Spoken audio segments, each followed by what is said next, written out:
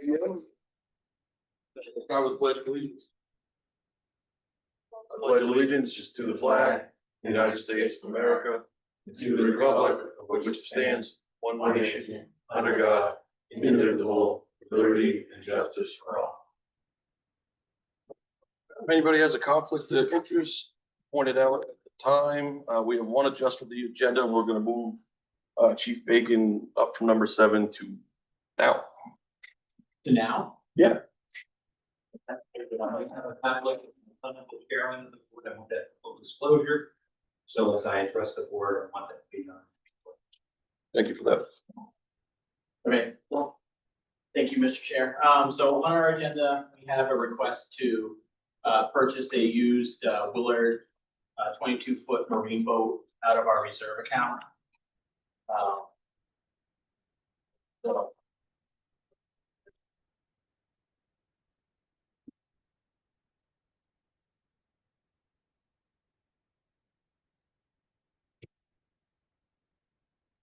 you want to hit this icon right here, Joe? Okay, that's not gonna work. Okay, so basically what we're requesting, so we started the zero budgeting this year, and during that, we knew we were going to be looking at replacing Marine One. Marine One is the one that keep docked down here. It is a 2000 Logic that we've been kind of nursing along. We were planning on taking it out of service this year. During that process, this literally was listed hours, or while we were starting that process to formulate a plan. It was listed as at 35,000. I went and looked at it. It's through a marine shop near Bangor. I went and looked at it. It was in very good shape. They got it through Norfolk, Virginia Naval Yard.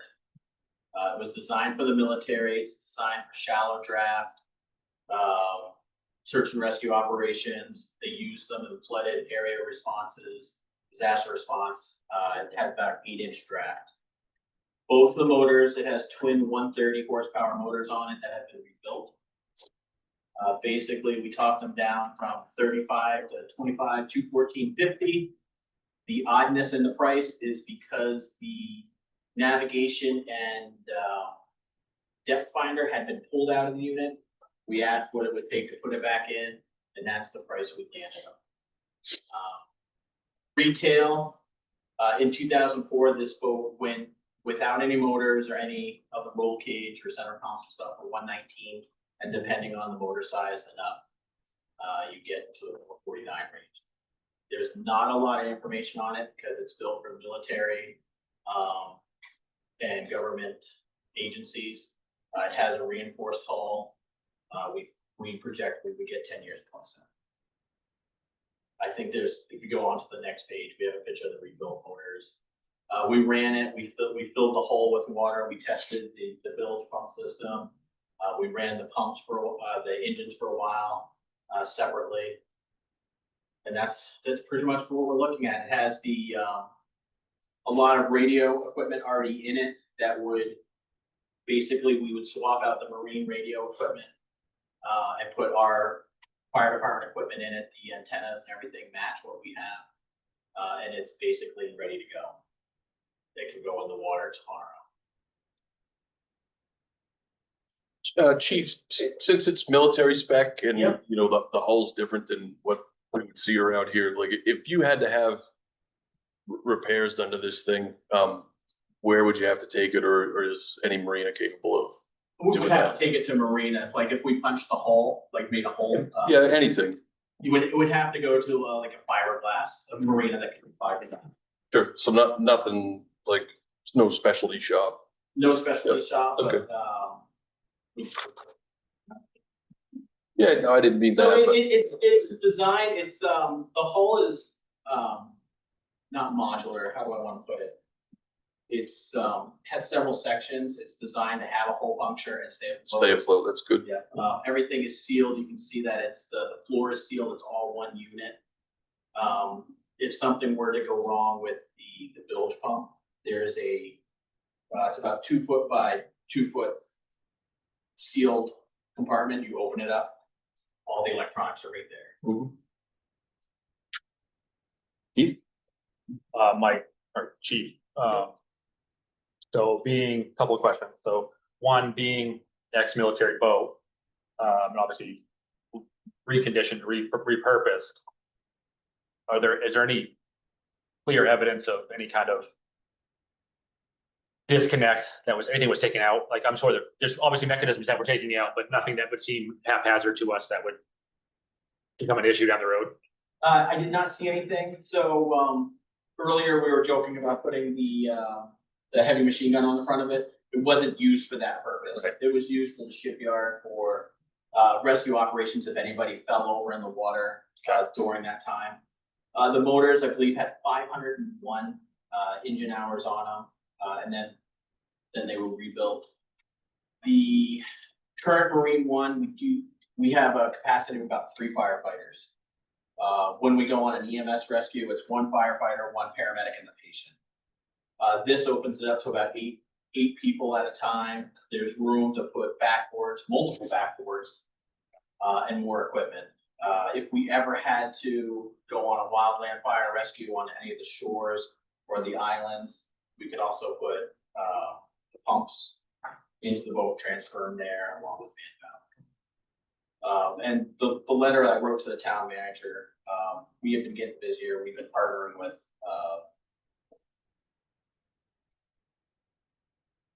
forestry, the wardens. We've been partnering with Greg a lot lately because we have more ordinances, so he's been with us in the boat. So we've become multi-use with the boat here at the town park. And my other question would be, so given what you're getting, and obviously you get navigation and GPS putting back into it, or depth finder put back into it. Yeah. Are there additional costs needed after the fact for lettering and There will be lights and costs costs? for lettering. I'm not one for a whole lot of lights on marine boats. Okay. I don't think we need a whole lot. I don't expect that lettering and the lights would be more than $500. That'd be right out of the Operating budget, okay, okay. If it even needs lettering, I mean, you put a couple of red lights on it, you're gonna know it's a fire. And then I guess one more question would be, obviously we're buying a used item, so I'm assuming our season's coming to an end operational boat wise, so we're not gonna truly understand gear mechanisms and everything and operations until we use it next year. So We actually plan to have it in the water for 2 weeks for training okay, before we have it sent down to be wrapped. If the vote goes the way the fire department hopes it goes. but from that forward, there's obviously no warranty on this based on well, It's as is. As is. He joked, I mean, it was funny. He joked that he guarantees that it will float. two important things. I know. Okay, Sam. And what do we plan to do with the Marine One? In the letter I wrote to the town manager, I requested permission to put it up to surplus immediately. And it's worth something it doesn't have. I think it's worth something, but we are having quite a few issues with it. We lost the bilge pump this year. We're having wiring issues. And the motor has started to overheat. I'm told it could be a simple repair, like, I'm not that good with marine boats, but a water pump of some sort. Yeah. Could be better for a thermostat. But we've been having problem with that this year. We have been using it a lot more this year than traditionally normal. Traditional. I noticed you said for surplus immediately. I would be in favor of storing it for the winter and not posting it until beginning of March. That would be up to you. If we do, for some reason, keep it for the year and we want to winterize it, it does cost us about $600 to winterize each of our boats. Okay, you hardly ever see anybody paying decent money for a boat in October. I'm perfectly fine with whatever the board and the town manager. Did you have something, Jim? Oh, good. Ethan? I heard it mentioned that it was in fact scheduled for this year, so it was in the capital plan for the year. It was not scheduled for this year. When we started the zero budgeting, it's actually not on the schedule. We've gotten a lot more out of Marine One than we expected. It's supposed to be a zero line. Okay. But with all the trouble we've been having, we were gonna plan on putting it, taking it to the budget committee. That would have been the start. So of course, now knowing that it wasn't part of that plan, what does it do to your plans? What does it leave for your balance? And what impact will that have on anything else that is in the So- plan? Yep, I understand. So, basically the request is to come out of our reserve account, which we do have 250,241.30 in. We request that 25,214.50 come out of that. It would not affect any of our capital improvement purchases that we have. Mark, Mark Oregon, I was in a Gloucester today and, I had my selectmen's packet on the passenger seat and I saw Larry Crowe. So I asked him, I said, did you see this, proposal from the fire department? I said, I guess they're having issues with that. He was surprised. He said, I never heard anyone having issues with the, but anyway, he looked this over. He said, it's pretty unlikely, he said, I can make the 5 o'clock meeting. He said, but,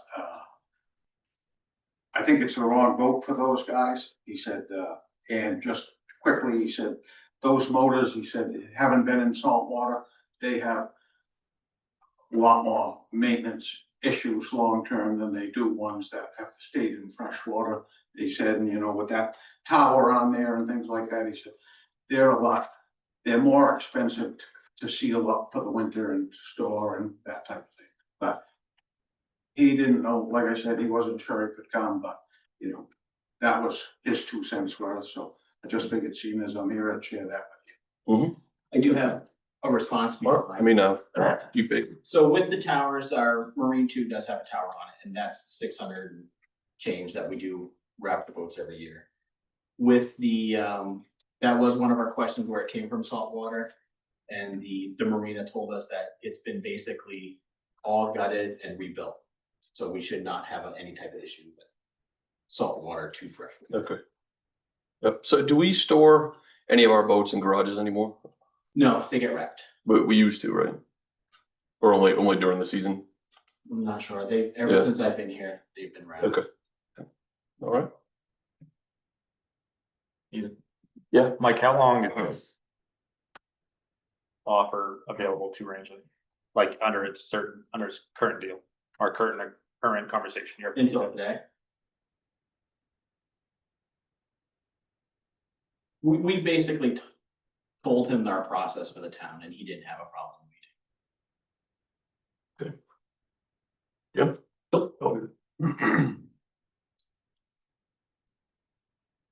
I'm super uneducated in boats. And listening to Mark, you know, it would be nice if Larry was here to understand what he, you know, coming from his mouth. Not that those aren't his words. I just think with that knowledge, understanding what kind of the boat potential hazard, I think it's obviously probably a good deal. I don't know. Yeah, I'm leery. So, Is there a way to get some kind of insurance, like, I mean, just as far as, I'm drawing a blank on the term, for when you buy it, like a warranty? warranty, thank you. On, you know, whether or not it's going to adapt well to the lake water and. It's used as is. The military built it for shallow rivers. Sorry, excuse me. The Riverine, it's the model. It's built for fresh water and rivers. Cindy. Thank you, Mr. Chairman. So why, I'm sorry, I'm coming in a little late to this discussion. So why are you looking to purchase this now? You know, my husband was a first responder, was issued a boat by the state of Maine, had a Lund for same boat his entire 20 some odd years, to handle rescues in Aziscohas, Parmacini, Mooselook, Rangeley, any place else. So I'm just wondering why this boat, why this caliber? And I also, Larry Koob called me, asked if I'd seen the proposal, and knowing Patrick as being a first responder, expressed concern, you know, about the 2 motors, shallowness of the lakes right now with the droughts, et cetera. So I'm just curious what well, you know, what got us here? So the trouble with Marine One this year, so we were planning on putting it, and start the discussion, do the zero-based budget. Now, we did look at Lunds during this process, and this was all, it was kind of a good deal that came up all of a sudden. Now, a new Lund with motors and everything and all the equipment we would want on it, start at 35,000. And then we'd want to put a tower on it for lights and such like that, and the radio equipment. This is a lot like a Boston whaler, and a Boston whaler is designed to stay afloat, and that's really important to us.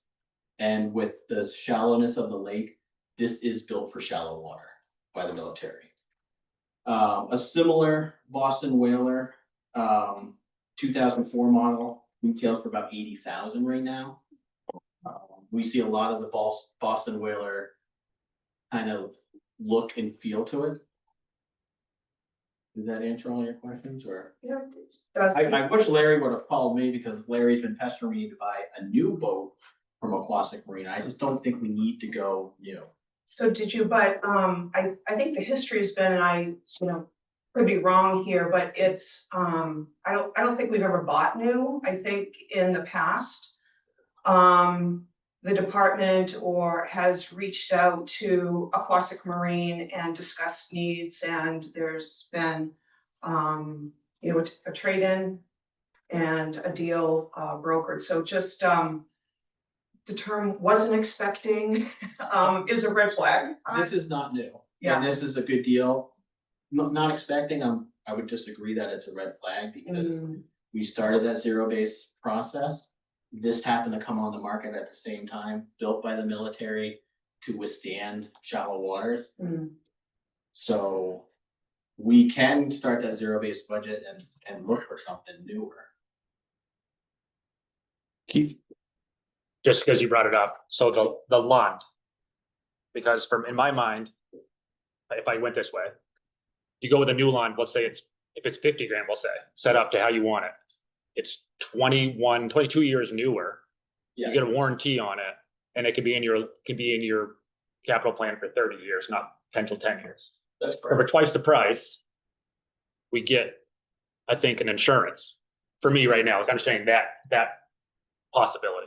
Now, I'm not saying that people might not support $50,000 boat, but it to me has a lot more value than, not that this isn't built well and everything else. I see the benefit in this boat. I'm intrigued at a brand new boat for between 35 and 50 grand. Traditionally, we have. That's. Well, there's no time. I mean, that's why I think the town has had issues by not buying new sometimes based on those capital plans where stuff just I mean, there's benefits and flaws to that new purchase. I mean, in this case, it's not going to use that often, and it could potentially last a time in the capital plan. Also, it's a big expense up front. If it doesn't get used enough, then it sits and it potentially has other issues. So, but I don't think I have enough information to vote on this myself. What? That's how I feel currently right now. May I ask a question? Absolutely. There is all the capabilities that the boat had. Manpower would get that on there and have that. Impact what you have on there. Would a Lund provide that same kind of capability? No, London wouldn't have a big portable. The things that stood out about this is the search and rescue capabilities, the shallow draft, the ruggedness of it. You're not going to sink it. Manpower capacity. Yeah. As opposed to. Yeah, we have a manpower capacity of 3 now. This would increase it to 8 to 10 depending on 8 to 10 depending on. Same. How much time have you spent looking, I guess, for a new boat? Pretty much. So we started designing the packets 3 weeks ago for you folks.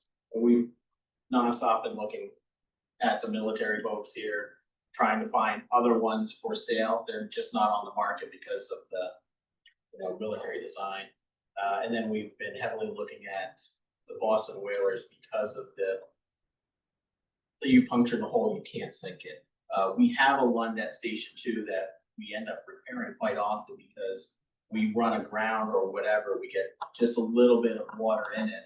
It's because it's got a thin hull. Trailers. And I found a price for the trailer, it's $4,000. And sorry, Chief, and how long has the Marine One been in operations for you? Marine One it was donated to the town in 2000, so it was, In 2000? yeah, it's been in operation for over, 25 years. Yeah. Oh, sorry, sorry. No. And this is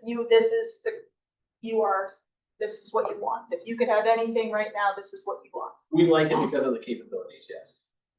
If we want to talk about a new Boston Whaler, I would love to put that on the budget if we can. So I'm just, the thoughts of that, I'm just trying to figure out, I mean, for me, I just want comparables. I mean, I looked at this boat today. I mean, I didn't do my due diligence to get my packet on Friday and look through this thing, but there's not a whole lot of information based on what kind of boat this is, how unique it is. And then I was gonna call the company, but they don't answer their phone. So there's obviously a huge, very big corporation, or big company, excuse me. I see the tremendous value in this. I don't know. I feel like it's just right in my face right now. And I see more value in a newer design boat for Rangeley. And I want to understand what else people use around us. I'm naive to this water rescue stuff. My own question was, is this considered this, how does it fit into the purchasing plan? I mean, it's not a single source. Are you required to get 3 RFPs, that whole yada yada, because it's over a certain amount? The board has the flexibility to purchase this if they'd like to. Not in line with purchasing policy though, correct? It is. Cindy? Thank you, Mr. Chairman. So with this boat, you talked about servicing Chief. So wondering if this boat could be serviced locally. I asked that before you came in, yeah, Okay. yeah. Yep, the motors are Hyundai, so they can be serviced. The boat itself, though, I'm sorry. Oh, If I yes. could continue, the boat itself, I thought you had mentioned a need to repair the current Marine One and Marine Two. I'm sorry if I'm not following correctly, but are those capable of being serviced? Is this Well, the body itself? I think as long as we don't completely wreck it, but just like a fire truck, if you wreck a fire truck, it's gonna have to go out to a dealer for repair.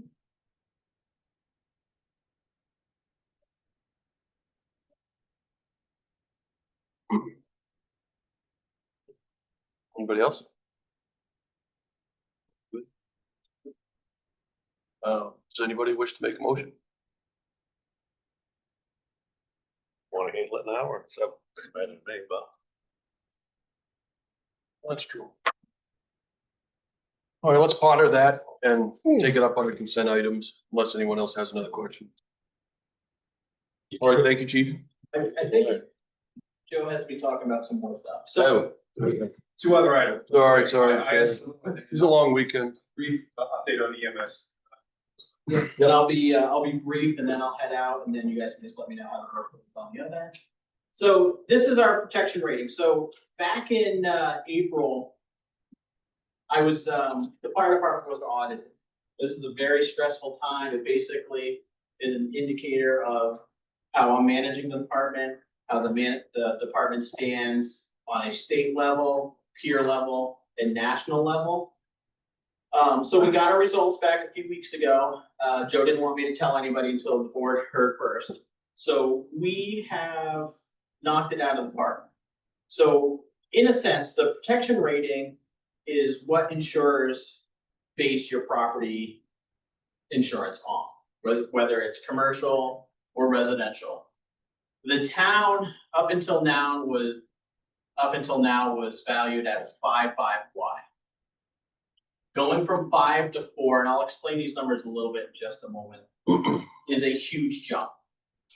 So the average person could be saving up to 20% in their insurance starting January 1st.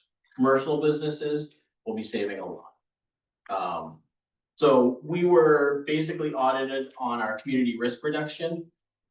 Code enforcement is involved in that. Some of the levels of training we have for like investigation and our outreach we do for the community, it's all graded in that. We scored a 2.83 out of 5.5. we are well above the, oh, I forget what the lines mean here, give me just a moment.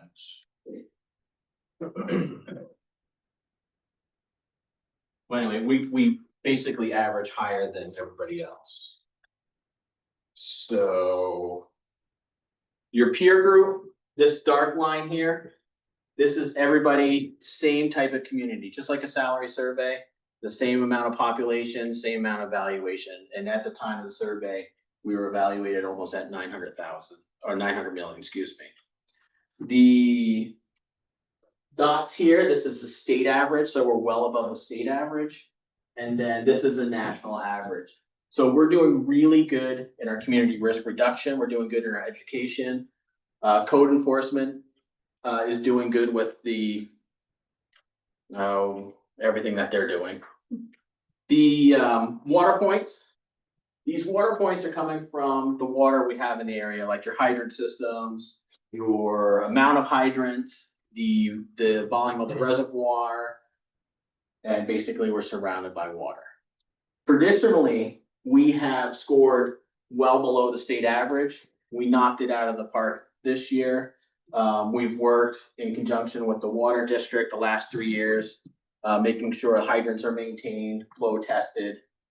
So we're now beating all of those 3 dot points. Fire department points.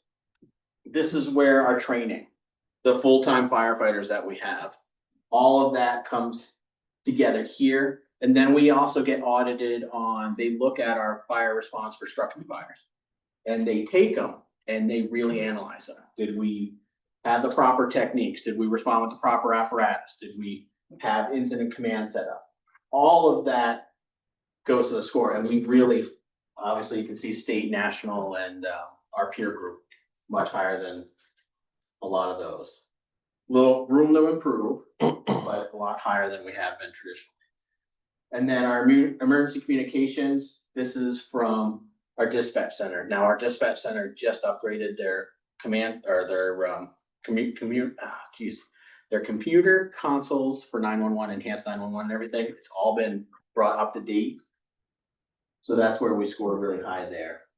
We do have a divergence. That divergence is where we're actually penalized for some of our water situations. But nothing too bad. So we came out at 61.19. Traditionally, we've been in the 50s. That rating goes into effect January 1st. So anybody in the community that is going to want to change their insurance or get a head start on it, because it can take 6 to 18 months for your insurance to catch up. So we can write letters that you can send to your insurance company. Very good. Any questions? You'll get a much detailed example of everything. I'll send it off to the county. It's a pretty lengthy process. Yep. So one of the major driving forces, if not the largest driving force, was the addition of the second full-time officer. Yes, so this here brought us, so ISO states that we have to have 4 full-time people. And that's because the volume and everything, they want 24/7 coverage. That's because Rangeley is reaching that 1 billion evaluation. Insurance companies want their properties protected. So we made a huge jump there. As you look down in the scoring, we were still scored, I think it was like a 2.89 in that category out of 5, because we're a little bit behind. But we've made huge strides these past 5 years. Excellent. And they look at everything, like everything we do, like the paperwork when we do training, all the documentation, they audited everything. Yes. Do the surrounding plantations that we cover have a different ISO rating? So it's a good question. So basically what you do is you take station 1, station 2, and you draw a big 5-mile circle around it. Now that circle extends a lot into Dallas Plantation, a lot into Sandy River. Sandy River does have some outliers like the mountain and some places down near Walden's Flats, the end of Walden's Flats. The only way you can change that is to move that dot. You can only move that dot by building another station or moving your main station. So that's where the split rating comes in. So you get a 4 So as you start leaving that 5-mile circle around the stations, You start losing the 4 and you start going to 4Y. It's a savings, but it starts to go up a little bit until you get far enough out, then you start going up faster. So like, I don't know, it was 4 or 5 years ago, we had a selectmen's meeting in Aquasic, and you were talking about the ISO rating, and it was, you and Montanetto were there, Okay. and it was before we had another full-time person. And there was some discussion that you could improve the ISO in some of the plantations by putting in some dry hydrants. Yes. And have you folks installed any of those in the plantation? So once this report is done and we get it all out to the town manager, he can disseminate it out. There is a process for having dry hydrants.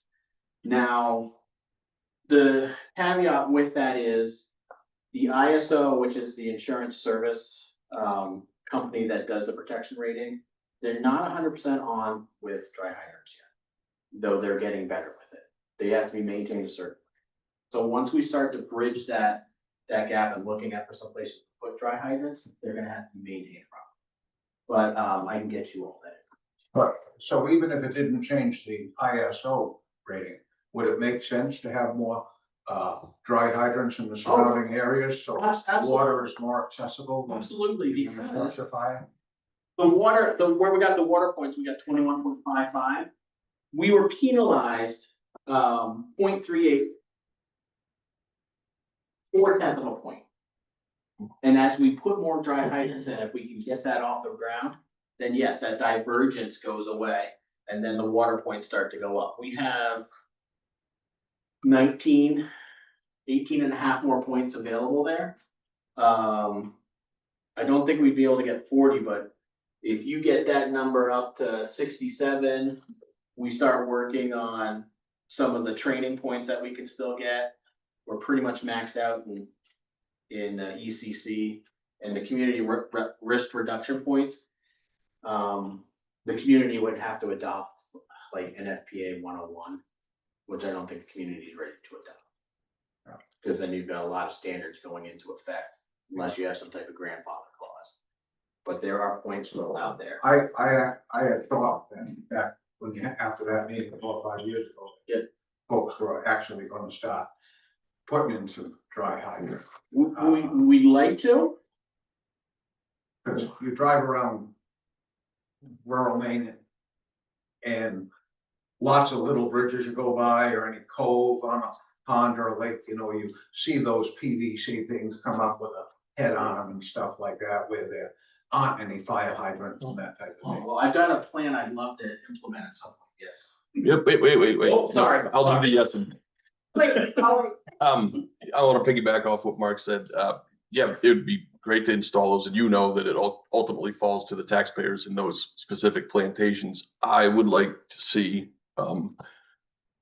perhaps you make a mini presentation at our next quarterly meeting, I can do that, and what I could do is. so that they can hear this and what the benefits are. And then everybody can be in the same room, knowing that they would have to invest in their own fire protection.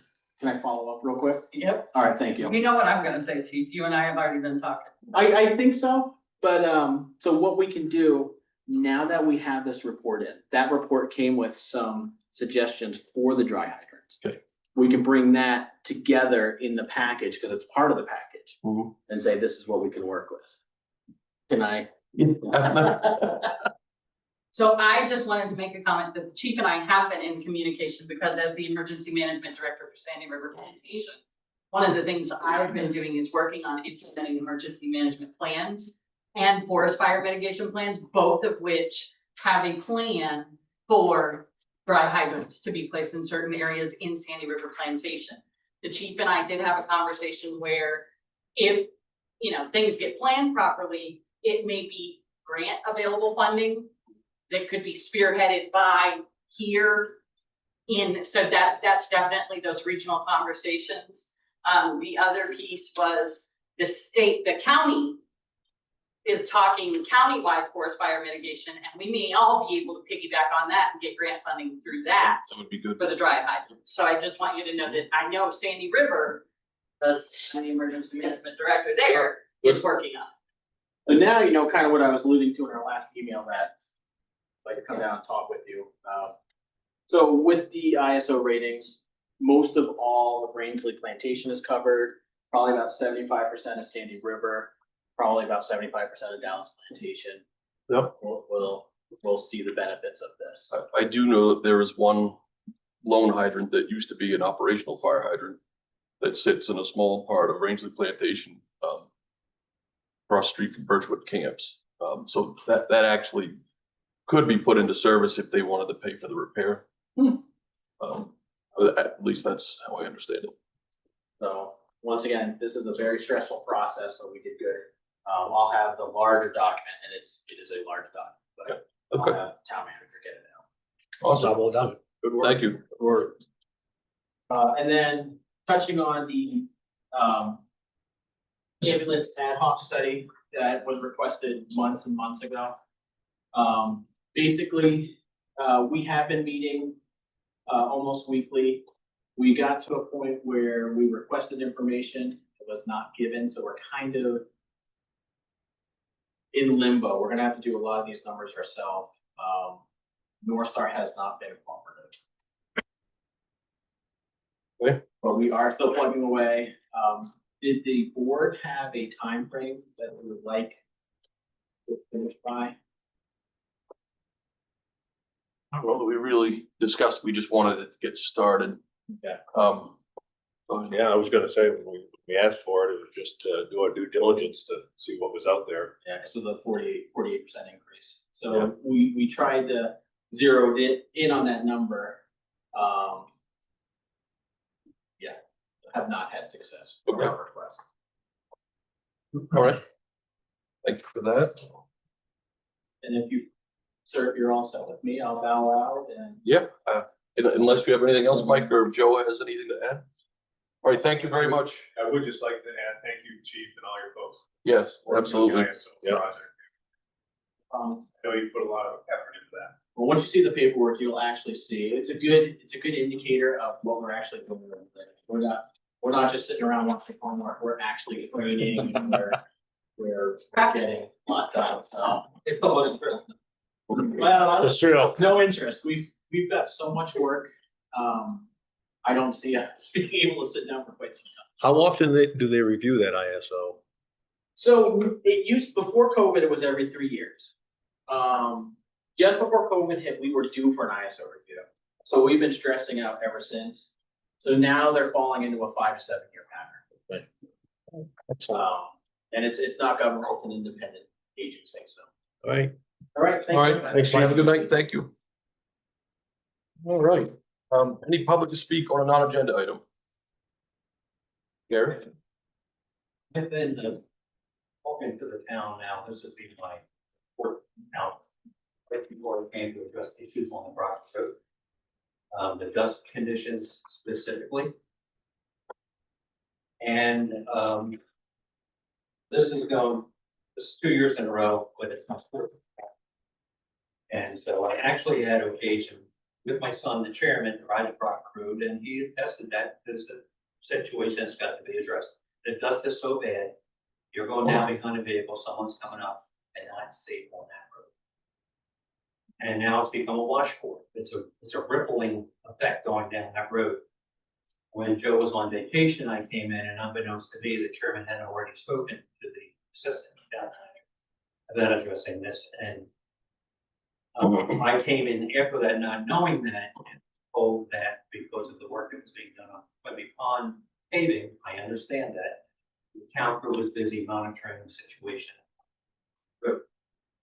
And then after speaking to the town foreman, was told that, well, we can treat that when it rains. I said, so we've been in a drought situation, we've had a dangerous situation on the Proctor Road, and I know all about tort laws. Tort law protects municipalities from frivolous lawsuits.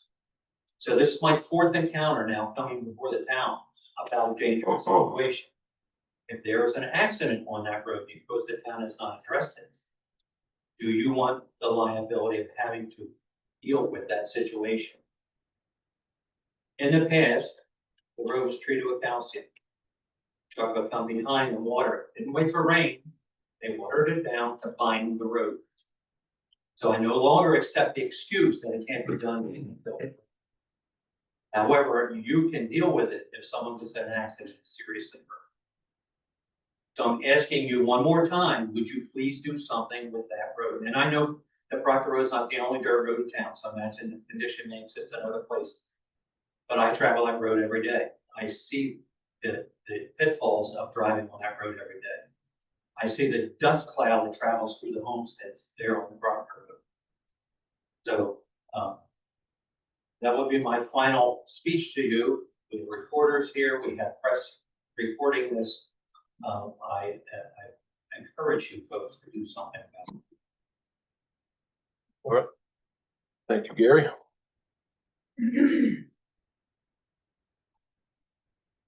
Next up, we have minutes from boards and committees. We have Park Commission, Airport Commission, Planning Board, and Ordinance Committee, as well as 2 of our meetings.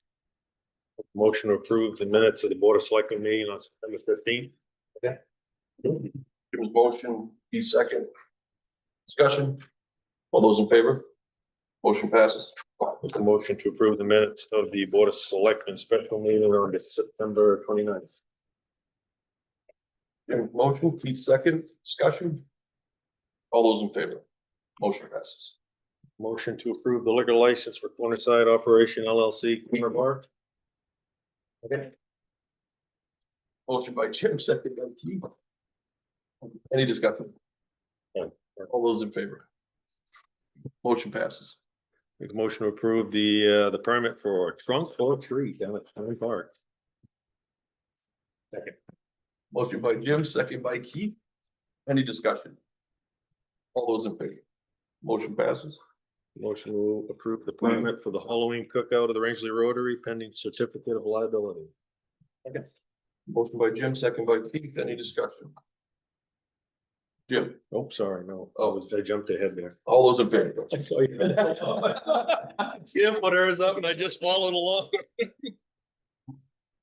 Got me. All right, that brings us to the discussion about the boat. Make a motion to transfer 25-214-50 out of the fire department reserve for the purchase of the new boat as presented this evening.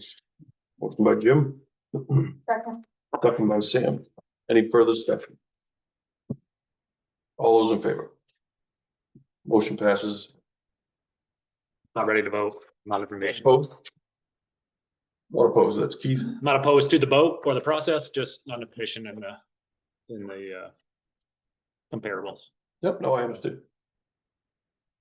Make a motion to transfer 7,000 from the road projects reserve for some paving project. Second.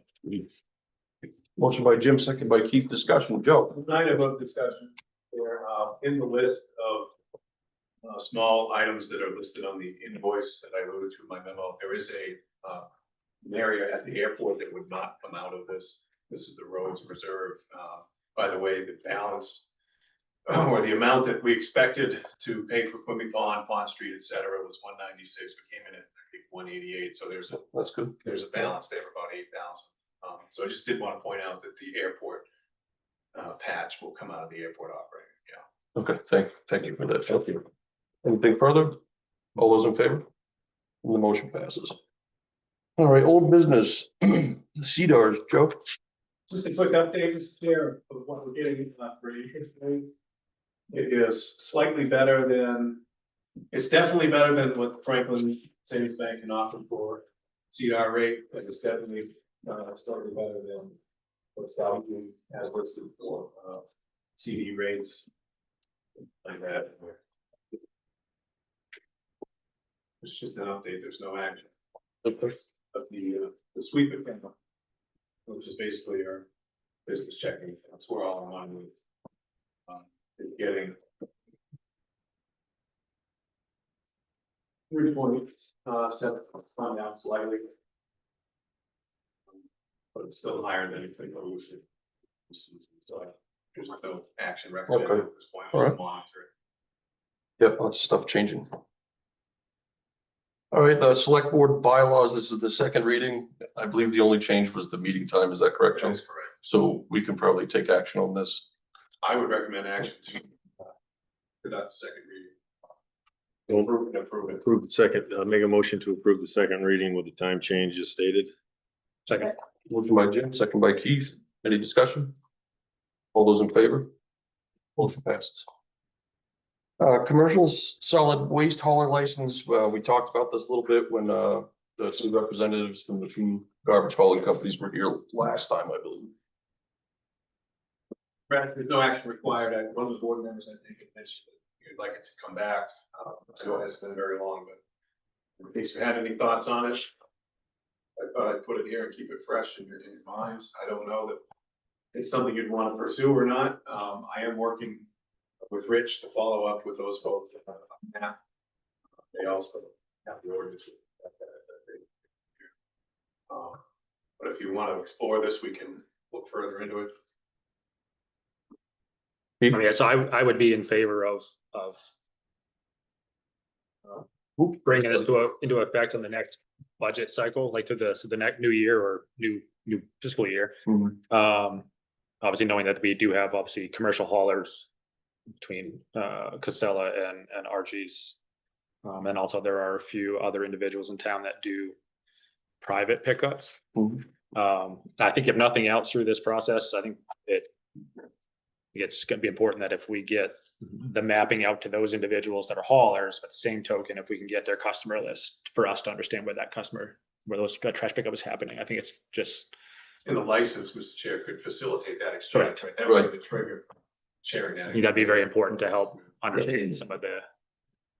We'll work something out to try to get that ready for July 1 rollout. Okay. We'll talk about it during the budget process after anticipate, but. Yep. We'll start working on it if that's your pleasure. All right, Mark, thank you. Yeah, those were two of the questions I had down, if we requested the customer list, and if we were making a map to provide the haulers. And also, I didn't know what you folks mentioned that, Bethel just created a solid waste ordinance that, separated, commercial from residential and had, some differentiation in those two. As far as how they dispose of the waste or what they pay to dispose of their waste. Yep. Something like that. So I didn't know if you folks should ask for a copy of that just to see what they came up with. If we can, we surely can, yeah. I mean, we might as well get all of this information together, yeah. And the last thing was, I didn't know if you folks had any new ideas or thought of who else we might get information from about how to track the volume of waste we get from these different entities. You know, just so we know what we're dealing with, because if you can see that if we keep going the way we're going, we're gonna spend a sizable sum of money up there at the transfer. And just looking at it from a business point of view, you know, you wonder, why do we need to spend that much money? You know, it's possible, it could be sufficient size and not need a few improvements, scales and stuff like that, but just for town of Rangeley's use, or are we need to spend X amount more because we're taking waste from places, you know, out in the unorganized towns and in some of the plantations and that type of thing. It would be nice to know what's driving how much we're gonna spend over the next 10 years or something. So just, I would hope their maps or their routes or whatever that they can provide to us would help with the insight on that a little bit. Yep. I know it's not an easy thing to come up with, but, you know, it would be nice if we could just ask here and there and see what, maybe somebody's already solved it. I don't know. Yeah, yep. Yeah. Okay, thank you, Mark. Keith? one more thing, if we already, I mentioned this before, but we already have the hauler permit for septic sludge and the wastewater facility. Mhm. So I think it only makes sense to have this, if we're gonna do it for one I would agree with one that. method of disposal, must do it for all of them, and I think that gives us a chance, in that same token, to revisit the fees on that permit if it has not been revisited since the rate Yep. adjustments. Yep, I would agree with that. Anybody else? All right, the ISO ratings update, that was part of Chief's thing, right? So we already went over that. EMS, the comp plan implementation, the next steps. Mr. Chairman, we're Donna with us tonight. I don't. Personally, sooner thinks this comp plan was adopted by the town, so she and I have been talking off stage about, how do we hit the ground running with this? What's the most critical point to think about first? And she put a proposal together that we had in the back, so we kind of really close that. I thought it might be helpful, since she's here, enjoying the nice weather, she could come in, and talk to that point with you about what her recommendation is to Yes, super. get started. Great. So, I mean, we had talked about housing being a high priority and there's links between housing, the economy section and the natural resources section and making sure that you have the right regulations in place if you have new development so that you're protecting your water quality and other sensitive areas. So what I've done here is it's a variety of things. Some of them, for the housing, for example, we're talking about density bonuses if the housing meets affordability standards and, just a lot of, some different ways to, that would allow local property owners to increase the amount of housing that they have on their lot.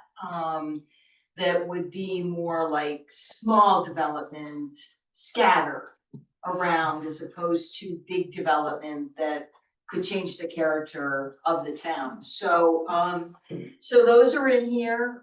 There's an addendum in it. I took all of that directly from the comp plan. And then the other thing is to develop a site plan review ordinance. And a site plan review ordinance is just the ordinance that reviews all projects. It has the standards that I would suggest you tie to state standards that are known and established and work. And so it's those two, which I think would give you a really good jump start on the highest priorities that you have. I also, there's a lot of things in the plan that don't necessarily fall within an ordinance or might be the historical society. It could be stuff that comes up in your budgeting. And so I do have, it's not included in this packet, but I've made a spreadsheet, which I will to Joe so that he has something that he can kind of track other things, but this is a jump start on the ordinance side. Well, Madam Chair. So really quick, I just wanna first start with, I'm not questioning the potential value of outside support, but what I am curious about is why we're moving toward hiring a consultant at this point, before we fully re-engage the local committees that the town already has in place for this work. Per the plan itself, ordinances are the responsibility of the planning board and the ordinance committee, and I know that it has not been brought before us where we are at any stage of this. I haven't seen any indication that the ordinance committee or planning board have been part of defining the next phase, and I also haven't seen any communication suggesting that the implementation committee or a version of it, I assume a version of it because we changed the name recently from implementation committee to review committee. I don't know if that makes them one and the same, but I also haven't seen anything go before them yet either. So I feel like we're doing cart before the horse here, because we do have in place the folks who are responsible for implementing this. So I don't want to see us expend to an outside planning, an outside organization before we even know what we're asking of them. Yep, I understand. Yep. Joe and I have talked about that and my role in this would be to provide drafts. So it does not eliminate a local review process, and whether that falls with the planning board or the ordinance committee or a new committee or some hybrid of that, that could be worked out. This would give me a jump start. So what you're doing, so what I would be doing is rather than this review committee having to develop the ordinance language themselves, I would give those drafts. That's what this is, and work with them on. So the committee's role is then not so much in developing the ordinance amendments, but reviewing them and making changes and whatever, refining them. So, To try and speed it up. So it'd be more of a three-step process. Usually the ordinance would come from the ordinance committee to us. And now you're gonna provide drafts and the ordinance committee can cut it up and then then it gets provided to us. Right. It's not eliminating anything. It's just trying to help the ordinance committee or planning, whoever is doing that to not have to develop it themselves. Joe? It's pretty common, Mr. Chair, for the town to have help with ordinances. And on this point, it's meant to be a tool. Her involvement in this is a tool that involves the local folks who are working on it. But, for instance, back when we worked on Chapter 38 in Sydney, Adcock was involved, so college was heading to work. So the town has historically, and I would advise you to use experts to help. When we're drafting. Yeah, the reason it's coming to you now is because it's one of my, one of the important things on my list, now that we've adopted this comp plan, having been around for years, I've heard that we got the last comp plan and gathered dust, so to speak. None of us want to see that happen, so we're striking now while the iron's hot. We also have some funds left in the planning code enforcement budget to facilitate something like this. So rather than let that run out and then say, oh, we should have done some planning, coming to you proactively saying, let's talk about what your goals are as a board, which I think Donna's laid a pretty good one out there for us. If you have a different idea, we can tailor what you're looking for to that, but we see this as a pretty good jumping off point. And the board should, you should think about whether you do it tonight or a different time, what you want that local group to look like, whether it's the ordinance committee, the implementation, or review committee, or the comp plan, et cetera, or an amalgamation of those. That's up to you. You don't have to solve that tonight. Great. Thanks, Joe. Cindy? Thank you, Mr. Chairman. I think the link that seems to be missing is the fact that the comprehensive plan is our recommendations. Mm. Okay, they are, as Joe has said a number of times, publicly while we're working on the comprehensive plan, that these are recommendations. And so I think it makes a lot of sense to have a local committee help with that hierarchy first. Those of us that know the town best can have dialogue with the selectmen.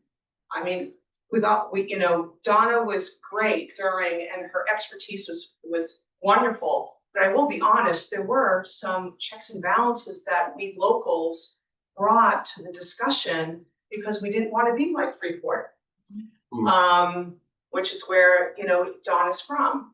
And this is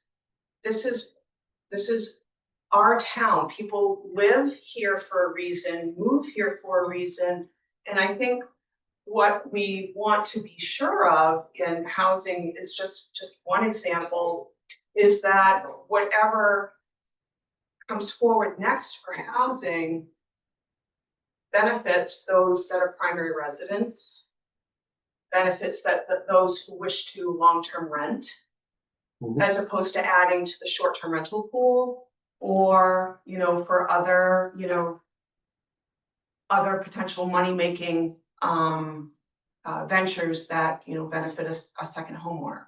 We want people to live here and grow old here.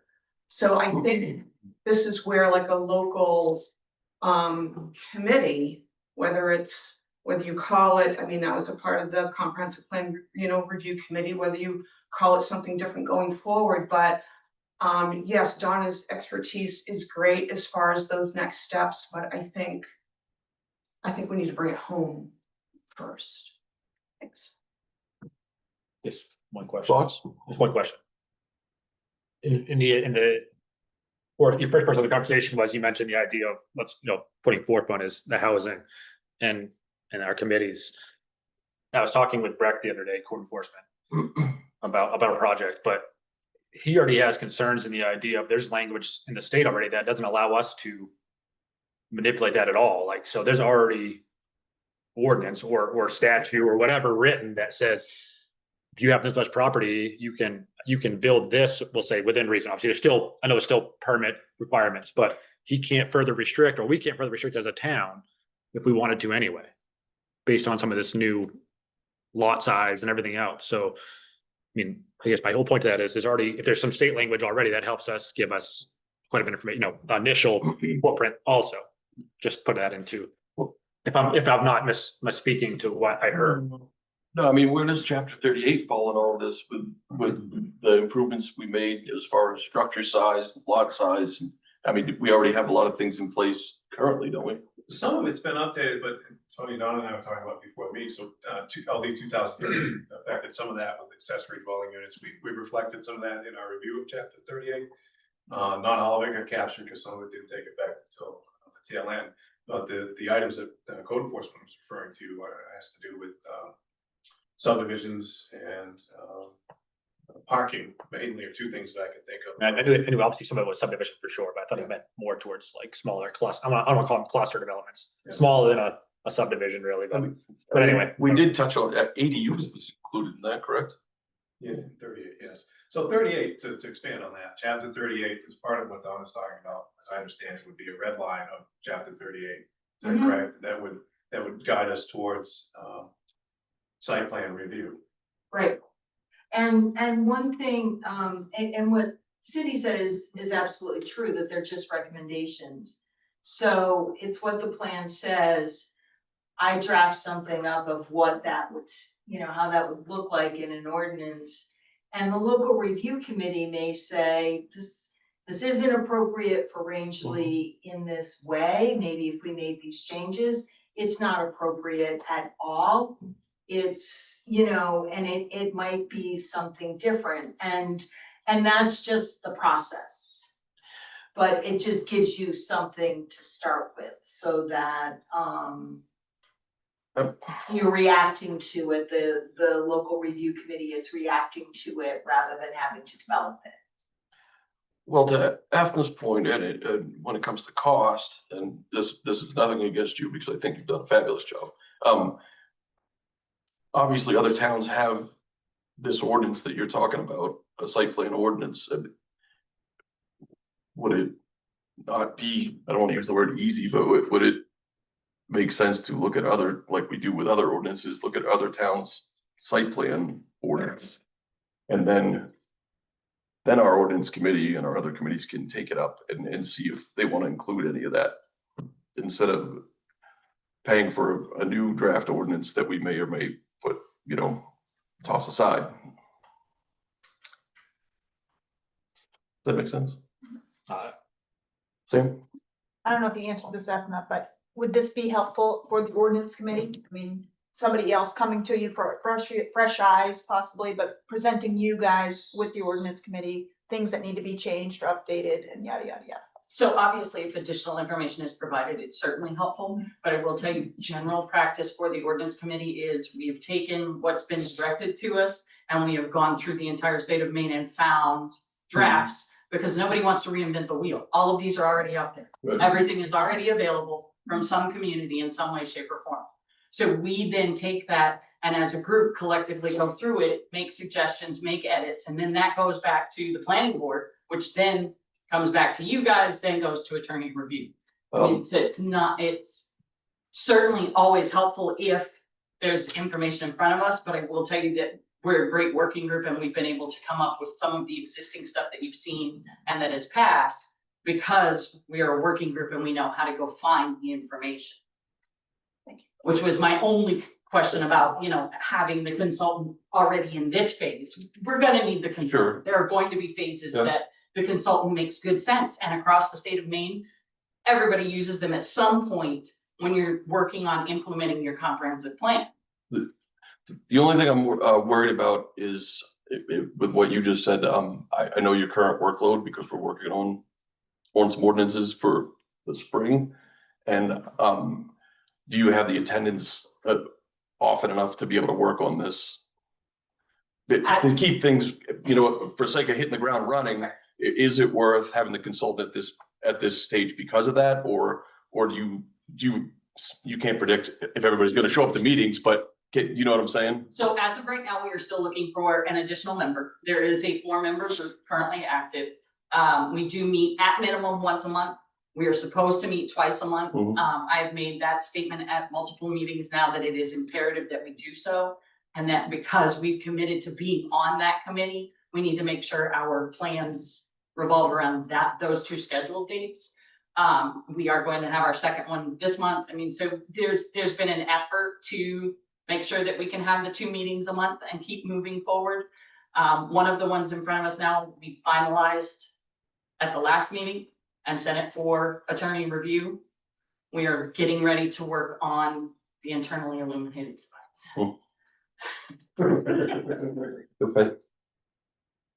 Mark, So we've Oh. opened up a spot on the agenda. okay. Mark, I think, you folks of the town should create a review and implementation committee to work with this comprehensive plan. I think, Donna and Joe have identified, and you folks have as well, what the main priorities are. And, in that committee, I would recommend checking with the comprehensive plan committee to see if there aren't a couple members that would like to continue on into the implementation phase, for consistency. And, they understand, what the intent of the action items were and all this other stuff where, which would be good information to supply whoever else was on board and stuff. And I'm sure, Donna's services will be valuable and needed at, some point in the process. But I'd get a committee together first and then see, if, when they need to draw her in, or maybe work together with her rather than her just going off and submitting stuff and then have them say, no, that's not what we want, stuff, work on the same page. Joe and I were just talking about that, and what I had said to him is, if I was gonna do that, I agree with you that there needs to be some sort of review committee, and it could work in any number of ways. But, that I would have a jump start. And in all the years that I've been doing this, it's been a matter of, always giving someone something to react to. Because you can pull out the pitfalls and, and make changes, but to have to develop it as a committee, because yes, we all rely on what's happened in other places. And, the site plan review ordinance, I'll be honest with you, it's an ordinance that I have already developed. Mhm. That I've used in other communities, and it's something that is based on 30 years of experience, both in the public sector and the private sector. I worked mostly in the public sector, and then I worked in the private sector and realized how much it costs to do certain things, and how much redundancy there is, and the value. The value of the information that was requested. And so that's been reflected in the ordinance, and there's different levels of review, and So I think it just, yes, usually the first thing that I would always be asked to do was to look at what other communities do. And so we all do the same thing. And, you know, maybe the committee does that, or, you know, I do it or some other consultant does it. It's all a matter of who has the time to do it. Mhm. And how quickly do you wanna get this done? You know, like I had said to Joe, it would be really nice to have the first slate of amendments ready for the June town meeting. Cindy? Yes, Mr. Chairman, I think, you know, for the sake of Donna's time and what she's, you know, going to, you know, what we're gonna pay her to do, she ought to have some local direction as opposed to what is already done, based on your experience, not in the town of Rangeley. So, you know, to have, you know, to have a committee, you know, with board representation, of course, you know, to kind of develop a hierarchy. And based on what benefits the town and the expectation of the residents, as opposed to having Donna work on, if I understood you correctly, Donna, what you already feel comfortable with, which may not line up with what our priorities are. So again, this is kind of where the local committee comes in, working with a representative from the board and just developing those priorities before the work, you know, when the work starts, work gets brought, it's like, yeah, we're not ready for that. Yeah. You haven't said much, you haven't said much.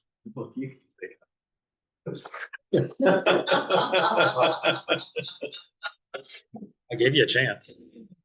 Giving you a chance. Even if we have a implementation view committee, just playing devil's advocate, isn't it best to speed that process up by getting something to start with and have that committee dig in and get all that information? Do you know what I mean? Do that background of going to reach out to all these communities and pulling in together what she already has. That's what it sounds like you're providing. Yeah, I don't see, if I may, Oh, yeah, yeah. I don't see, you know, I see the review committee kind of be acting on behalf of the legislative body. So those of us that were part of the comprehensive plan, maybe not, you know, maybe some former members. Donna's extremely resourceful, and a lot of her time went to gathering information to bring to the comprehensive plan review committee. That level of expertise is invaluable, but let's gear her resources to what the town of Rangeley is expecting her to act on first. I guess, Jim, is the best way I could respond to that. Is it time to think about dissolving the existing committee, starting a new one, and then having them help scope the direction for Donna? But it sounds like we want to use Donna's services, but we want the townsfolk to have input in the form of a committee or something. Is that sound right? Yeah, just to be clear, Mr. Chairman, there certainly would have been input before. We're picking up this foot now, and we want to do it a little different. Collaborate. Seats. So just to get all the pieces straight, the committee would do the work that gets sent to you guys, and you would review it, or you're gonna do the work and send it to the, you know what I'm saying? How is that all gonna play out? Everybody's in. I'm gonna go first and then. I was thinking the committee was gonna come up with bullets. Yeah. Give them to Donna. Work with Donna, and then it was going to go to the ordinance committee. Then they were gonna, and then we would hear what they had to say. Does that? Yeah.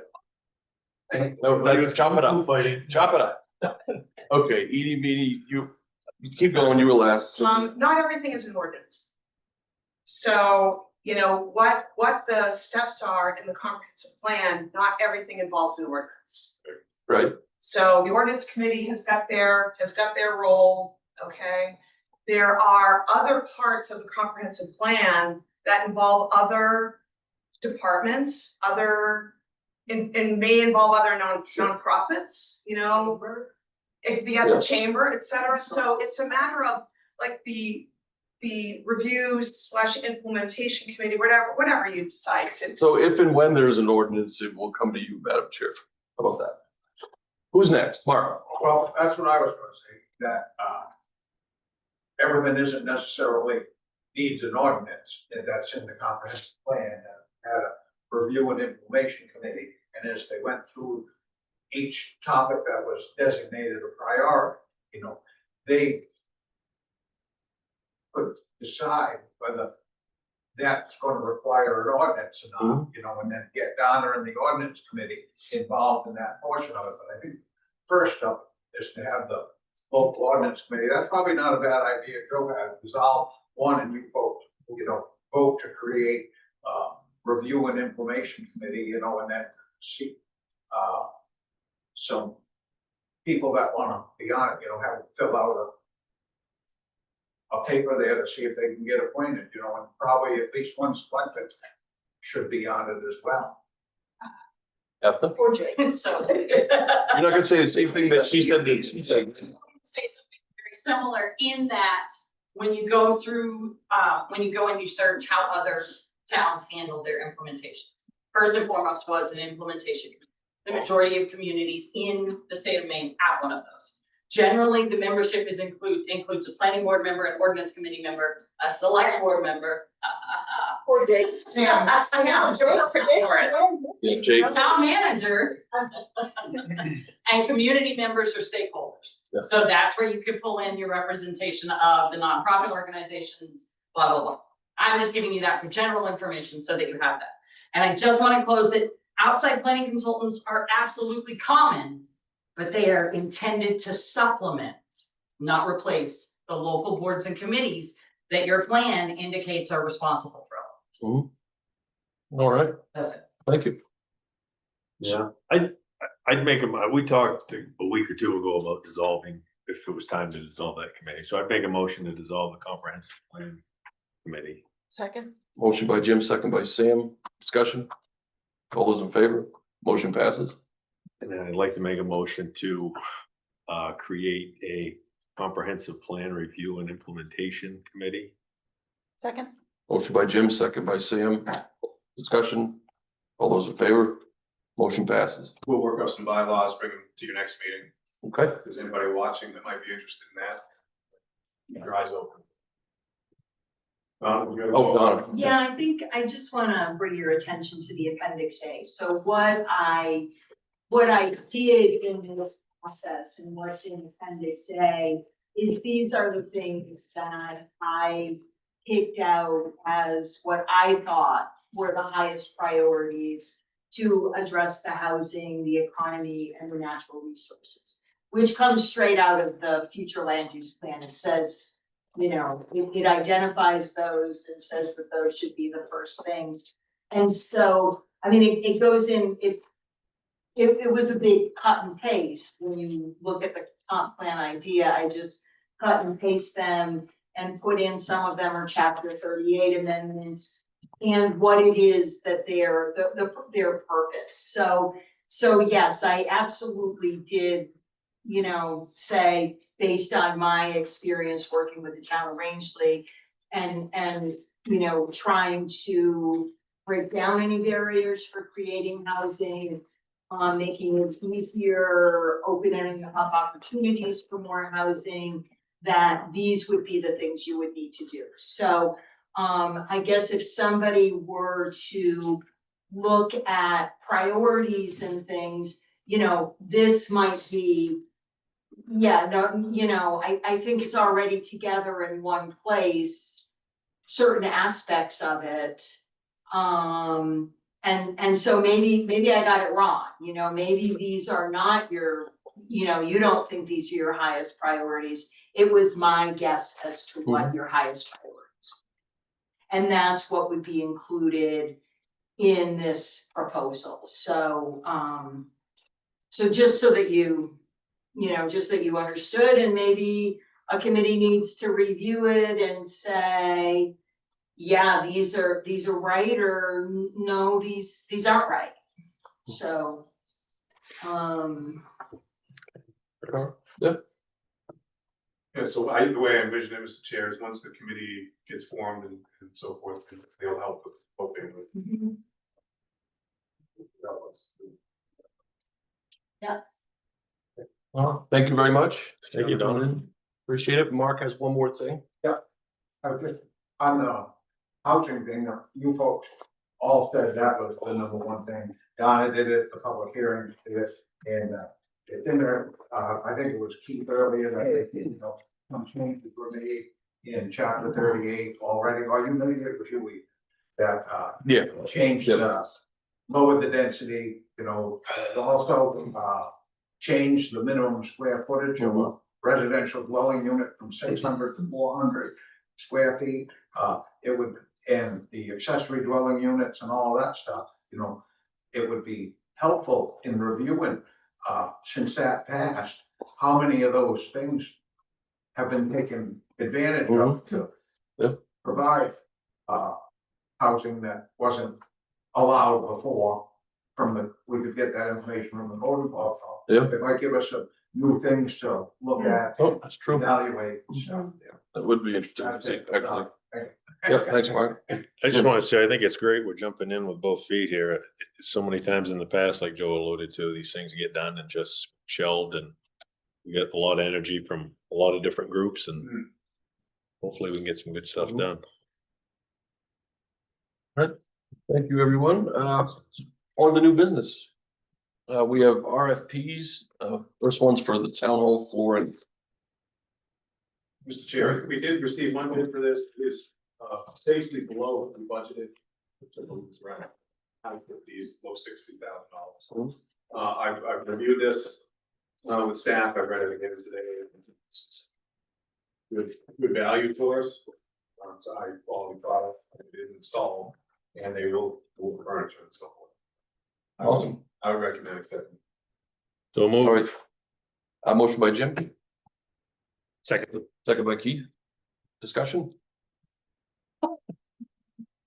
Okay, so what flooring?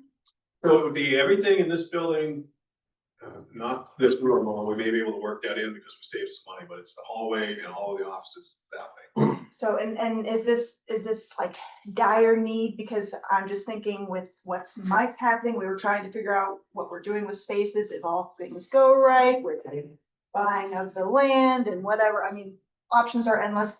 Do we need to do this without waiting? Can we table this for a little while?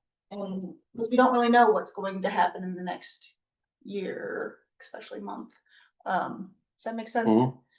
With this building possibly being changed a little bit, who knows? These are ideas. Not for certain. So don't freak out, but do we need to spend this money? Can this be tabled for a little bit to see how the vote goes in November, maybe? I mean, of course, it could be tabled. I wouldn't, my recommendation would be, you know, to continue on with the path. And here's why I feel this. This building's gonna remain in use, no matter what happens with the needs assessment. Now, there may be some slight modifications. I think that's your point. That's what yeah. You know, maybe some things will have to be moved a little bit, partitions and so forth. The flooring in that part of the building is, the carpet is not in this kind of shape. It's got, it's not in very good condition. The tile is deteriorating. I think it's fair money to do it now. But the board feels strongly that you want to consider it. Well, reading the, I'll call it proposal, we know we're 3 to 4 weeks out for material, once ordered. That puts you into closer to December at this point, you know, work-wise. realistically, if we voted on tonight, you know, and everything gets to motion, so. It was just a thought. Yeah, I I didn't mean, know if, you know, like waiting on it would be not knowing what's gonna happen or, and not that Understood. that's gonna happen anytime soon, so I know it's kind of. So I get, so part of this, does this flooring get glued down? Is it, or is it just gonna be float? I didn't read that part of it. I didn't catch that either.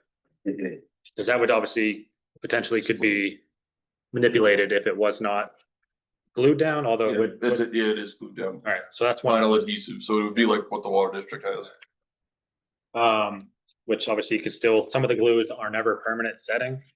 Some of the products, they allow you to pull that tile back up relatively easily and put a new piece down for replacement.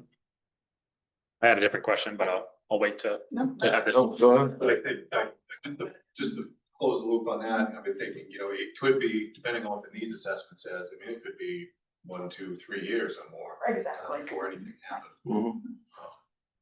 So, Thank you. Sorry. it's a good point. So my question is more of the structural conversation we was brought up years ago about that middle door that sticks. Mhm. And is there any kind of plan to mitigate that current situation and in hopes that obviously the new flooring doesn't make it worse? So the building is stable. I don't know, or seen the report on that, but the engineer, not long after I got back here, came in, looked at and said, you know, it's probably was built this way. That's why it's off like that. So it's not gonna, I don't think it's gonna move anymore. We do have, we've talked internally at length about what to do with the door. We've got a plan for adjusting the door so it'll go over the flooring. Okay. And the installer has looked at this and been made aware of that. Feels like this floor will work over that, so. There is not a plan to, you know, shift the floor, and I think that's a scope creep that would probably triple this number to do that. I mean, yeah, we have never idea of, not, I was looking at subfloor mechanisms, you hope obviously it's, the integrity is there still once they fill it all up, but I was just thinking more of that the mill thickness is gonna be appropriate with any kind of door adjustment that may have to take effect Mhm. to allow us, we're not scoring that brand new flooring or Yeah. we're scraping it and et cetera. So, I mean, I'm sure those doors could be trimmed. Yeah, that's kind of where we landed with it, Mr. Chair, was to adjust the door itself so that we have enough Mhm. traffic, it's not dragging. That's where it's kind of left off. That's our plan for it. So, okay, one more time. So it's gonna hallway all the way to the front, minus this room. Hallway, restrooms, everything. Now, if we realize the cost savings and, you know, you decide, well, maybe we could do this for what's left. Well, my question. We'll come back to it. I won't do that without coming back to. My question would be now then, if they're already here and maybe there's a quantity, a bulk quantity cost that changes the flooring pricing. If you buy X, you know, a pallet or 2 pallets, does that cost differ if we had this room now? Before they install, and then understanding the installer doesn't have to come back a second time, does that cost? Can we get a better break on labor? So I mean, I'd rather see that number before we approve this number. Personally. Happy to bring that back. I can reach out, and see if that's a possibility, bring it back. If it's, not that it doesn't look like it's in decent condition, but I mean, if we're gonna spend that much money, what is the cost to do this additional room? To finish off this section of the building? And then we look at public safety down the road, because that flooring in there is in poor shape, in my opinion, too, but when I was there last, maybe it's been fixed since, but. I'll remove my motion then, that's fine. Jim rescinds his motion. Hold off and get that number if you want. Should have it for next meeting. Yeah. All right. Easy enough. Thank you, and sorry, Oh, Not sorry. I'm sorry. not sorry, but. Jim's the one that rescinded his motion.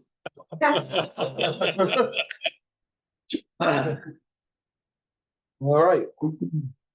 Moving on, scenic byway gateways.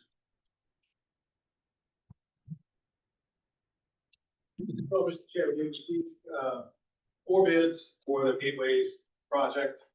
Those are in your packets. Last week, I worked with the engineer to put the letter together that's in there. The apparent low bidder did not pre-qualify, that's what the intent of the letter is.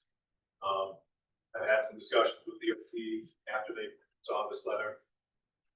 They're not as concerned as the engineer and I are about pre-qualification. They're apparently with contractors will give them the grace period. Okay. So that's part one of the letter. Part two, I had some discussions with DOT about the low bidder and a project we're working on currently with them. And I voiced them to DOT. And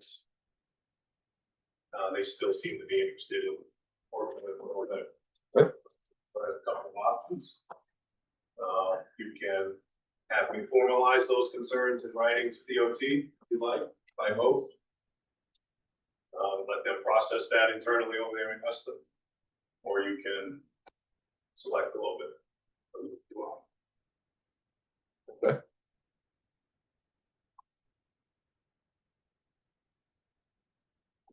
Gonna make a motion to award that to M&H Logging, the low bidder. Hopes that they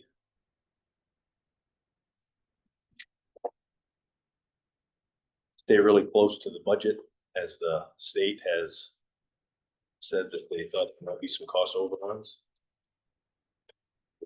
Yeah, in this project, so as it was originally, so this has been in works for A couple of years, yeah. So the original construction estimate was in the 617 range. After everything got worked up, it's in the mid 800s now, but the DOT, and I'd let you know this yet, but the DOT is working in writing to split the difference between anticipated costs and construction costs 80-20. So the town is well within what the town meeting has approved. Okay. For us to have that additional 20%. Or anything outside of that, yeah, is 100% the town. That's in the cost sharing agreement. So that's something to kind of be considerate of, which sounds like the vice chair is thinking about currently. Do we have a second? I'll second it. Keith seconds motion. Further discussion. Keith? Can we just, and obviously this, the itemized here with material, but one of my biggest concerns of anything is we've seen it on this recent project is just having verification that our inspector is on site and that, well, you know, everything is being met or held to contract and quantities that are kind of rejected, and we're keeping track of those quantities. So I think the biggest thing for me is just having a thorough representation, whether it's the engineer or the inspector on site, so we can anticipate or eliminate any kind of potential change order that comes down the road.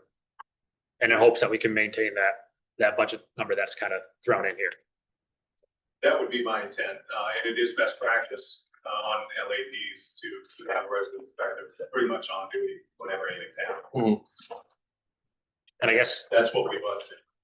okay, That's kind of the towns.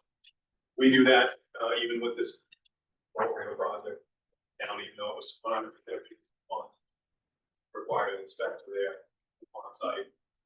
And we'll require that LAP for the, Do we have any input as to who they send for an inspector from the We engineering do company? have some input. I think the one we've been using, I think we've got things pretty well worked out there, and then I requested the engineer themselves come once or twice, and they've accommodated us. Full disclosure, one of the things that concerns me about that is the town pays the engineer, so we'll obviously work on that on the other end, but that is something that I'll have to be cognizant about. The inspector typically is not an engineer. You know, engineer is off-site, and the field person will ask questions. So I find that interesting because any project that the water district does, the inspector is almost always an engineer. I don't know. They can be. I don't know if utility pipes are different. I mean, I'm not saying always, but in my experience, it almost always has been. Obviously, it's a price difference. For an inspector, probably makes half what an engineer does. True. Yeah. As long as they have good connections with the engineer, Mm. totally. Okay. Keith, And then, so just to go one step further with the idea of inspector or engineer would be probably obviously you have that pre-construction meeting all that's for every project, but maybe having a more thorough one, more in-depth understanding like expectations and pre-anticipating, or that's the wrong way to say that, but anticipating potential change orders or any kind of discrepancies before they become an actual reactionary time. We have to look at those vetted costs after the fact. And we do have the Maine DOT as a partner in this, Mm. they're not, yeah, on the other side, they're our partner in this, they do help review, as Keith will recall, they'll help review all of these pay recs and everything with us. I definitely do. And obviously Main Street sidewalk extension was a good example of that, but it didn't stop the potential issues that were in line, so. Are we in the middle of a vote? That sounded like. All those in favor? You're in favor too? No, I had a question. What- You gotta, the vote's already unanimous, but you can speak. I was just gonna ask, if I could, Mr. Chairman, if I could ask you to have Joe reiterate his concerns with the low bidder and not use the acronyms. I'm so sorry, you lost me somewhere in one of those acronyms. Locally administered project through DOT, is that the one, LAP? No, you had mentioned having some concerns with the current low bidder and you said OT several times. DOT maybe? Maine DOT? D, Did I miss the D? the D is, yeah, yep. Hey, All right, no, it's okay. Yep. I've been practicing my Tom Brokaw voice. See how I got lost though? Yeah, I get it. Dropped me, I'm All like, right. who's the OT? Mark, did you have something? I was just curious on the difference between the credentials between a engineer inspector and a non-engineer inspector. Do they like have the same authorities and stuff, like I know when there's an engineer on the job, they often, want compaction tests. No, concrete they do tests, have the same all authority. this other stuff. In my experience, they do have the, Non-engineer guy do all that. I'm trying to answer that. They do have that authority if they're doing something that is beyond spec or unsafe or fill a bunch of pipe with rocks. The engineer can stop them, make them clean it out, tell them they can, I mean, not the engineer, the inspector can shut the whole job site down and call a meeting up here if, yes, yeah. Yes, the big difference is that obviously the engineer can deviate from the plans. Yeah. The inspector cannot, inspector can't stand plans, can't Yep. change them. It's rare that engineers can change the plans in the field too. They may recommend approving a field models. The difference is the engineer can change stamp plans or stamp plans with a change. The inspector is not authorized to do that Right. typically. Yeah, I don't. They would call in the engineer and ask for The end result, if there's a difference in the quality of the finished product, sometimes. Even though it costs a little more, the engineered thing, holds up better over a long period of time than the non-engineered stuff, I think. So you said it's half the price, I mean, that's roughly, Right. right, Right. but what that total is, I don't know, if it's $20,000 on a $800,000 project, Yep. I mean, obviously the difference would be if you have a tenured inspector versus a fresh one, you have that knowledge, they're attentive and attention to detail and they're actually monitoring quantities and understanding quantities, the proper measures, then I think we stand up a good chance. And I think we're. It's just worth looking at to see that when it all's said and done, the town gets the best finished product, Absolutely. And they'll be right in plain view, so you can go down there and rubberneck and tell them everything. Well, Mr. Plumber's been gone a long time, so we need a new sidewalk. Right? All right, moving on, surplus equipment. There are two requests here, board concerns. One is this, we can't see it anymore, but the smart one is behind the panel.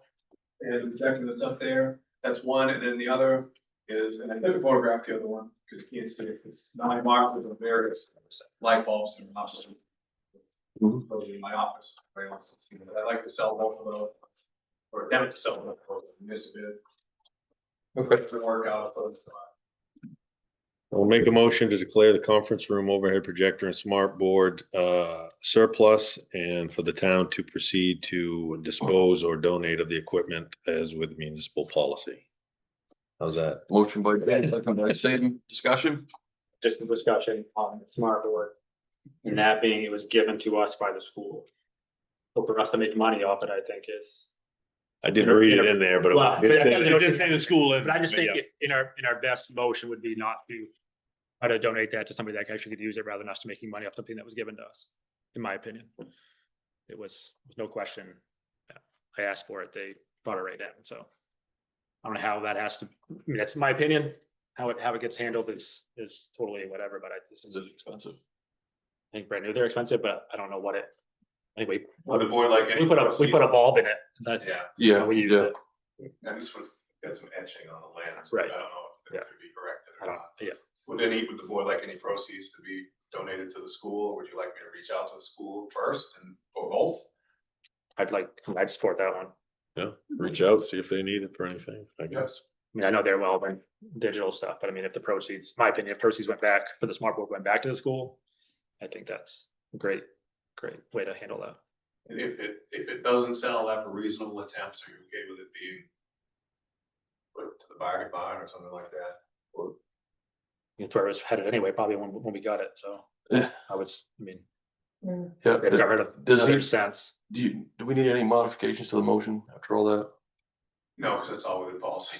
Okay, all right. You know. Sorry. No, none of us. Oh, no, it's your thing. All right, all those in favor? Motion carries.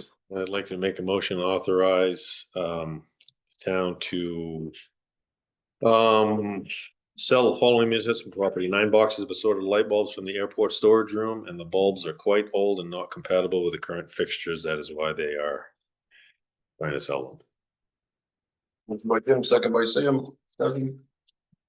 All those in favor? Motion carries. Next, we have one bit of correspondence from Community Concepts. They would like to thank the town of Rangeley, that's paraphrase. They would like to thank the town of Rangeley for the $200 donation that the vote voted on last spring. You are welcome, Community Concepts. Nothing to be read in the record, Joe? Right, and town manager report. I just want to bring this up, it wasn't requiring any formal action, but I did have a conversation with 2 abutters on Country Club Road. There's a development going in on one. Could be a parking lot there, part of the thing built. Both parties seemed okay with, not continuing the annual agreement for the party too. So I just wanted you to be aware of that it's not gonna come back to your table unless the board says, oh, no, we really should do this. So does that mean we won't be plowing that section? That is correct. Joe, do you anticipate any kind of issue with turnaround efforts at that point, getting up there and backing back into the? No, I checked with Highway, it was the first place I checked, and they were fine with that, they encouraged the town to cease, stop doing that. I just know that property obviously is developing, and I wonder if we're ever gonna have an issue with a designated turnaround for us up there where we can actually, understanding that there's more and more tenants down there between, I'm calling it dormitory housing, whatever it actually is. I just wonder if it's become problematic if we have to. Yeah, that's a good question. That did not come up in my conversation with Country Club rep. I can reach back out and just make sure he knows. Just curious. I mean, I would expect if they have a project going on, that someone's gonna plow some kind of lane, fire protection, all that. Oh, yeah, they're gonna have to plow the Yeah. parking lot. Yeah. That's how they're gonna get. I just know when we get to the top of the hill outside, Yeah. their Yeah. cars are there like they are at times. Yeah. Can we get back around?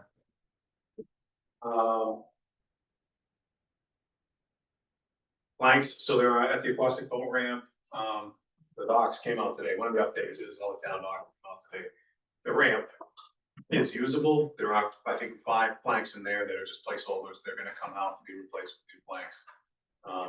I have personally, in addition to the factor, I have seen the bedding in the water, in the portion that was in the water and above it, and it's acceptable. So pleased with that. And then just a note that I have reissued the sewer department generator RFPs. So those are gone back out. You'll see those in the future. I have one, I've got a question about the planks. The planks that are getting removed, those are those, whose property are those then once they're removed? Those are the contractors. So the contractor was required to supply the planks. So if it's not an acceptable unit, like the town doesn't pay for it. Yeah, I'm just curious if, all right, if there was the towns, if was there any, I mean, they probably still value to some of those planks, but if it was the towns, if a place to store them, then potentially if you had a damaged one down the road. Can we then? Those were purchased by. Okay, Early on, I had. yeah, okay. Answer my question. Yep, then, of course, there is special town meeting November 4th. Absentee ballots are available, folks, grabbing those today, right? There are obviously state questions on the ballot too. Public hearing on October 20th. We're working on compiling information to answer a lot of the questions from the other night. Great questions came in. And a quarterly meeting is November 18th, and I will, Tracy will hopefully remind me that we should put a fire department follow-up on the ISO rating. Yep. And financials here are included. We're earlier in the year, so there's nothing really extraordinary to kind of point out to you. There is two things I do want to point out. And the road project summary, this does not reflect 188 that I referenced earlier. That note out in August. And reserve accounts in there. Reserve accounts for the 90 year whole business. Reserve accounts balances. I'll go back to that. That's all I have, Mr. Chair. All right, Mark, something else? Yeah, I was, looking at the, code enforcement, report here about the service. I just got wondering, do they track the number of violations and any fines collected, you know, and if they did, would that be reported? This is the revenue side. I'm just wondering about the actual enforcement. Yep. We do track violations. Luckily, there are a lot of them. If they do not show us, we can certainly give the board that if you're interested. I will make my standard disclosure here that, you know, these are not current actual fees that have been received. So please don't use the numbers there. What we received. The reason I say that there's a lag. Yeah. There's a lag. And the scope January to December. So it's not going to match your financial. Right. But it's there to kind of give an order of magnitude of how much over the course of the year we might take. Yes. Anyone have any select board communication? I have two questions or one question with two locations for Joe. I should ask him a different point, but I forgot. So talking about road projects, and is there a plan to fix the catch basin on the corner of School Street and Yeah, that's a deep one. the deep one? It is actually. I talked to the contractor who's going to be working on that this week. I talked to him next week in my office this morning. That's coming up in, I believe the one you're talking about is corner of School in Pleasant. Correct. On the south side. Yeah. So the person that's in town is doing the ADA tip downs, putting in some new granite, protect warning fields where needed. I think there are going to be some new crosswalks that didn't exist before, as I understand it. I don't have the whole plans or anything, but we have to do an elevation correction, I believe, on the manhole that Main Street Pleasant, the one that's kind of out there a little bit. And they're going to do brick and mortar on this under their their itemized deal with DOT. So here it is with any help from the sewer plant that they're making to happen there. That's supposed to be corrected this week. And then the other observation I saw was, and it was funny because it made me giggle a little bit from, doesn't matter right now, Kate's dad, Joe. But because the paving work that took place on Quibby Pond Road looks fantastic, but the shoulders are definitely exaggerated now. Like, so that initial corner as you come in, it's got quite a lull where people come around that corner and off the tar. You mean the dirt's exaggerated, the dirt Like, shoulders? so it's just like you have the elevated height now, like you have the pavement and you have a drop off, which I know would, if you come off, it's gonna pull you into the shoulder a little bit more than it usually would. Yep. I have to see that one spot, and I know it made me giggle because Joe used to come to me when I worked for the town and they're like, you're gonna fix that shoulder for me on the corner right there as you first come in, and I just happened to see it and I'm like, wow, that's deep right now. So just a Yep, note. I haven't been down that road yet. I saw that it was paved. Anybody else? All right, we have no executive session tonight. Forward. Ready for adjournment? Motion to adjourn. Second. Motion by Jim, second by Sam. All those in favor? It's unanimous. Thank you, everybody.